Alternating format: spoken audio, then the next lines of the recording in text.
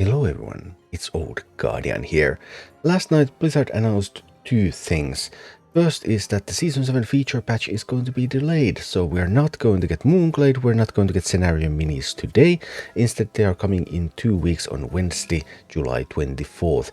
And the second has to do with the reset timers, daily reset timers. I'll talk about that in a little while. But first let's take a look at the feature patch delay and what does all of this mean.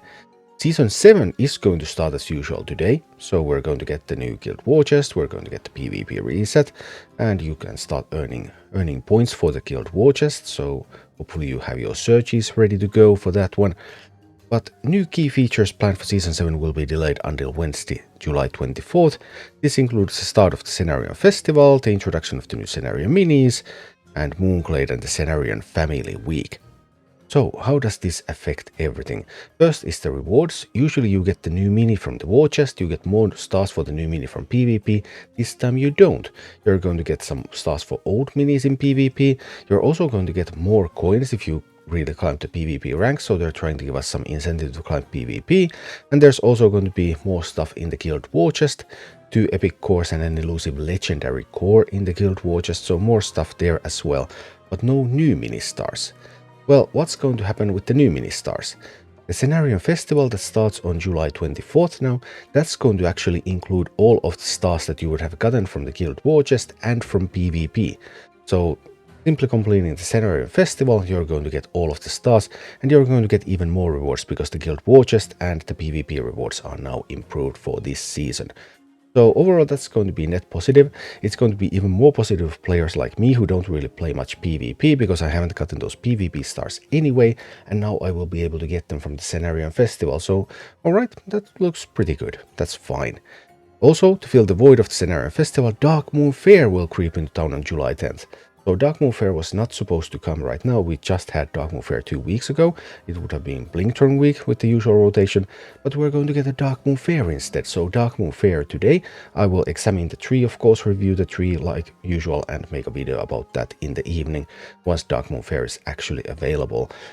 I don't think this will be an additional Darkmoon Faire to be specific though, because there was one Darkmoon Faire that was supposed to be a little bit later, and that's now going to be overlapping the Cenarion Festival. And I don't think they have the technology to even have 2 events on at the same time, so I expect that Darkmoon Faire from later in July is now going to be moved forward, and it's going to happen now. Then there's going to be the Cenarion Family Week, which is delayed. Cenarion Family Week will now start for the first time on July 28 instead of July 14. Cenarions Unknown will be available in the grid during this week. The new Cenarion Jewels will not be in the grid until Season 8.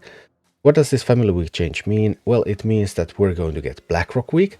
So if you just got your Ragnaros, that means that you're now going to be able to get stars for that Ragnaros, and you're going to be able to get code slots for that Ragnaros.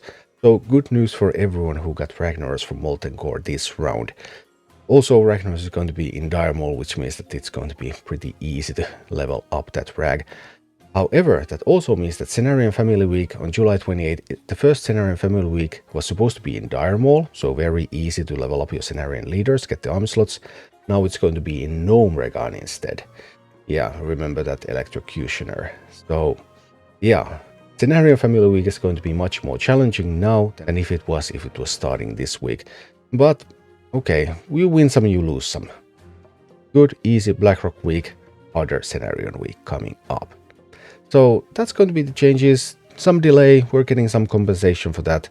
Overall, I'm not too worried about that one. Then there's the reset timer change. Additionally, starting on July 24th, all in-game features will reset at the same time, 11 AM Pacific Daylight Time, 6 PM UTC, instead of differing by feature.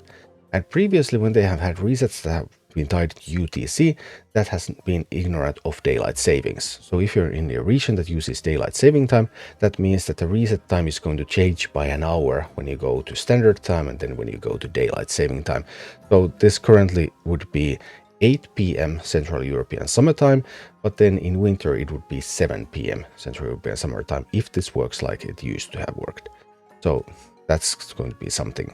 This includes, but it's not limited to, daily rewards, Arclight Search, dungeons, grid daily offers, Azor's Blessing, quest refills. So everything is going to happen at that time. You will still obviously have 24 hours to complete your quests and do everything, so that's fine.